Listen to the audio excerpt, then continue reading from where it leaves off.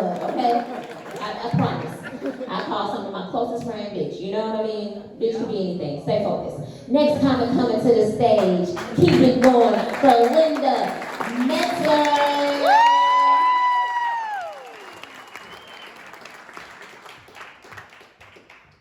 Hello, everybody. So nice to see everybody out and about again. You look fantastic. Well, most of you do. Some of you need to put the mask back on. I am here to talk to you tonight because it's cheaper than therapy. Actually, that's not true. I mean, it is cheaper than therapy, but that's not why I'm here. My therapist charges me over $100 a session, and she doesn't laugh at my jokes. Take that show on the road. Therapy is hard, you know, it dredges up all that emotion, all the angst and anger, and the crying. My God, the tears never stop. So awkward when I have to hold the tissue to her nose and tell her to blow. Marriage counseling is the worst, though. It really is, you know. I used to pick a fight with them on the day of our sessions just so we get our money's worth. You go in there week after week hashing out the same old problems, you know. By the end of the session, one person's crying, the other person's making the co-payment, and frankly, I got tired of writing those fucking checks every week. I didn't like going to a male counselor. That's probably not a very woke attitude, but it felt like I was going to the IT help desk version of therapy, right? Didn't matter what problem I brought up, all he ever said was, "Have you tried turning it on?" A good therapist teaches you how to speak in I statements, you know. I feel this, and I need that. And I tried that, I really did. And one day I heard myself saying, "I feel like you're a moron, and I need you to move out of this house." So anyway, I'm divorced. Yeah. Not my first divorce, but the last one was so long ago I couldn't remember how much to tip the lawyer. Yeah, I feel like I'm spilling my guts to you guys. It's less like therapy and more like confession, isn't it? Any Catholics out there?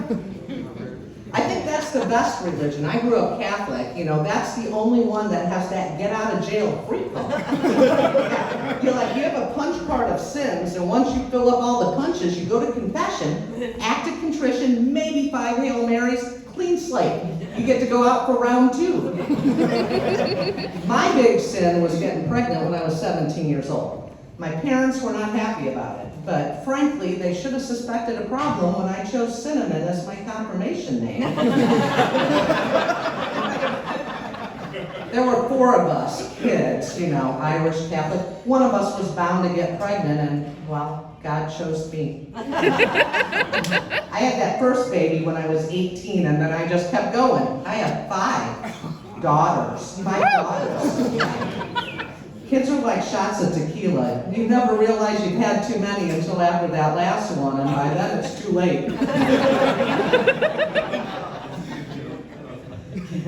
My kids are mostly grown now, though. There's only one left in the house, and she's in high school. It was a few years back that I had to sit down for the last time and have the talk, you know, the sex talk, so uncomfortable for everybody.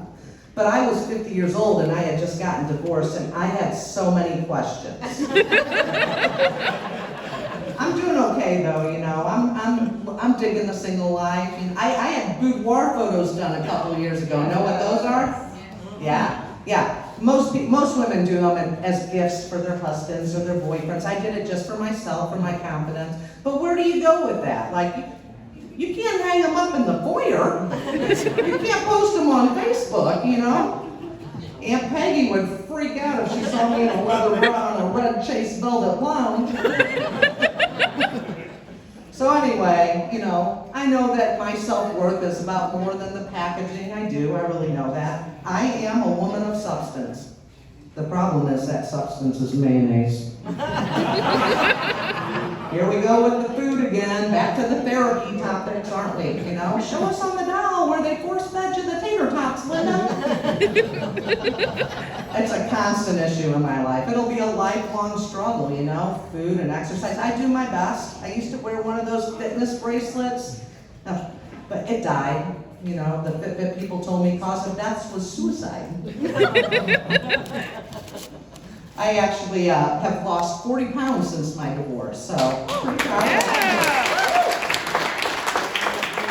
Keeping all my fat clothes in case I get married again, though. My parents have been married for so long, my dad can't even remember the last time he was right about anything. I'm lucky that my parents are close by. I can go visit them whenever I want, so I know they won't be around forever, so when I go visit them, I take a Sharpie, write my name on things.